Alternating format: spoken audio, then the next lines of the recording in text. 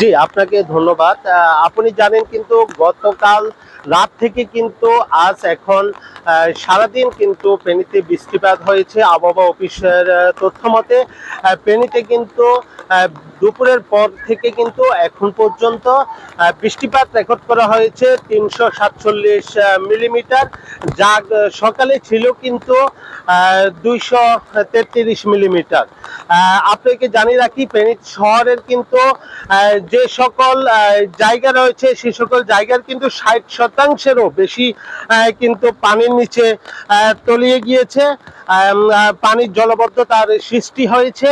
এখানে কিন্তু যে সকল সড়ক রয়েছে, SSK রোড সহ সদর হাসপাতাল মোড় সহ সব কয়টি সড়কে কিন্তু পানির নিচে তলিয়ে গিয়েছে। তলিয়ে যাওয়ার পরপর কিন্তু এখানে যানবাহন চলাচল বন্ধ হয়ে গিয়েছে। এখানকার মানুষের যাতায়াতের কিন্তু একটি মাধ্যম, সেটি হচ্ছে রিক্সা এবং কি অটোরিক্সা।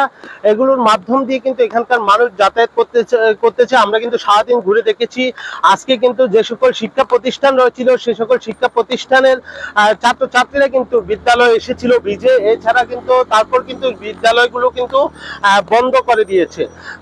কিন্তু যে সেন্টারের যে সকল পরীক্ষা রয়েছিল সে সকল পরীক্ষার সেন্টারগুলোতে কিন্তু পরীক্ষা চলমান ছিল, কিন্তু অনেক ছাত্রছাত্রী কিন্তু নির্দিষ্ট সময়ের মধ্যে কিন্তু আসতে পারেনি। এছাড়াও যদি আপনাদেরকে যদি জানিয়ে রাখি যে এখানকার যে জলাবদ্ধতা সৃষ্টি হওয়ার মূল কারণ হচ্ছে যে এখানে ফেনীতে যে সকল খাল রয়েছে সে সকল খালগুলো ভরাট হয়ে গিয়েছে এবং কি সেগুলো দখল করে কিন্তু অনেকে দোকানপাট নির্মাণ করেছে। এই জন্য কিন্তু এখানকার জলবদ্ধতা সৃষ্টি হয়েছে। এখানকার জলবদ্ধতা সৃষ্টি হওয়ায় কিন্তু এখানকার মানুষের কিন্তু দুর্ভোগের কিন্তু কমতি নেই। কিন্তু এছাড়া আপনাকে জানিয়ে রাখি, ফেনী যে মৌরি কুয়া এবং চিরনিয়া নদী রয়েছে সেগুলো কিন্তু পানি বিপদসীমার নিচ দিয়ে কিন্তু প্রবাহিত হলেও কিন্তু ফেনী শহরের কিন্তু ৬০%-এরও বেশি কিন্তু পানির নিচে জলবদ্ধতা সৃষ্টি হয়েছে।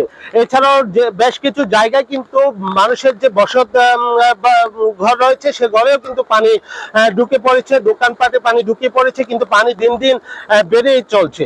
এখনো পর্যন্ত কিন্তু প্রশাসনের পক্ষ থেকে কিন্তু যারা জলবদ্ধতার আটকা পড়েছে তাদেরকে কোনো ধরনের সহযোগিতা প্রশাসন দেয় নেই, এমনটাই অভিযোগ কিন্তু এখানকার মানুষের।